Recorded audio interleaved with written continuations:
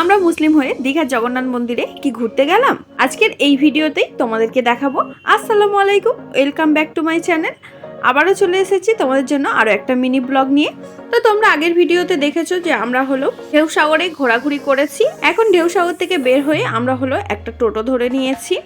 তো এখানে টোটো করে আমরা এখন যাচ্ছিলাম, আর এই সেই দীঘার জগন্নাথ মন্দিরের গেট। তো এখানে অনেক মানুষের ভিড় ছিল, যেহেতু সবে সবে জগন্নাথ মন্দির উদ্বোধন হয়েছে, তো এখানে অনেক বেশি ভিড় ছিল।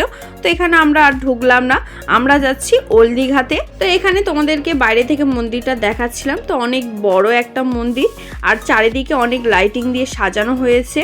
পুরো রাস্তা জুড়ে সব লাইটিং করে সাজানো হয়েছে, অনেক বেশি ভালো লাগছিল।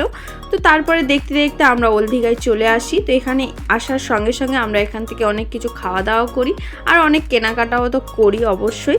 আর ওল্ড দীঘায় এসে দেখছি যে এখানেও প্রচুর পরিমাণে ভিড়। এখন তো প্রায় রুম ভাড়াই পাওয়া যাচ্ছে না, মানে এতটা পরিমাণে দীঘাতে ভিড় কি আর বলবো। তো এখানে আমরা সমুদ্রের পাড়ে কিছুক্ষণ বসেছিলাম, অনেক বেশি মজা করছিলাম, আর অনেকজন মিলে ছিলাম বলে অনেক বেশি আনন্দ হচ্ছিল। তো এখানে কিছুক্ষণ বসে আমরা হাওয়া খাচ্ছিলাম, সমুদ্রের হাওয়া। আর তারপরে তো খাওয়া দাওয়া তো লেগেই আছে। আর ওল্ড দীঘায় এসে তোমরা কারা কারা মাছ ভাজা খেয়েছো তারা অবশ্যই কমেন্টে জানাবে। তো আমরা মাছ ভাজা খেয়েছিলাম, কিন্তু মাছটা একদমই ভালো ছিল না। তো আমরা অল্প একটু খেয়ে বাকিটা পুরোটাই ফেলে দিতে হয়েছে। তো এখানে আসলে মাছ ভাজা না খাওয়াই ভালো আমার যতদূর মনে হয়। তো তারপরে আমরা এখান থেকে পাপড়ি চাট খেয়েছিলাম, ফুচকা খেয়েছিলাম, আর তার সঙ্গে আমার পছন্দের মোমো তো থাকবেই। তো এখানে মোমোও খেয়েছিলাম, আর তার সঙ্গে টুকটাক অনেক কিছুই খেয়েছিলাম। তো সব কিছু ক্লিপ নেওয়া হয়নি, তো সে যাই হোক। তো খাওয়া দাওয়ার পরে আমরা অনেক বাড়ির জন্য শপিংও করি, যেহেতু আজকেরই লাস্ট ডে।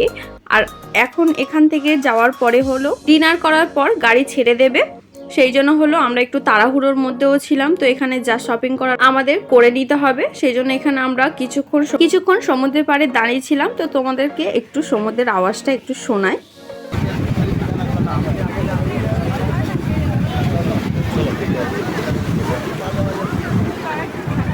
তো এখানে সমুদ্রের পাড়ে আসলে মনটা এমনিই ভালো হয়ে যায়, আর আওয়াজটা শুনলে তো আরও বেশি ভালো লাগে। তো এখানে কিছুক্ষণ সময় কাটাচ্ছিলাম, আর মনটা একটু একটু খারাপ হয়ে যাচ্ছিল, যেহেতু আজকেই আমাদের দীঘা থেকে চলে যেতে হবে। একটু মন খারাপ লাগছিল। তারপরে আমরা অটো ধরে হোটেলে পৌঁছে যাই। তো আজকে আমরা কি কি কেনাকাটা করেছি সেটা রুমে গিয়ে দেখাবো, আর নেক্সট পার্টে দেখাবো। তো নেক্সট পার্ট দেখার জন্য একটু অপেক্ষা করতে হবে, আর অবশ্যই আমার চ্যানেলটাকে সাবস্ক্রাইব করে পাশে থাকতে হবে।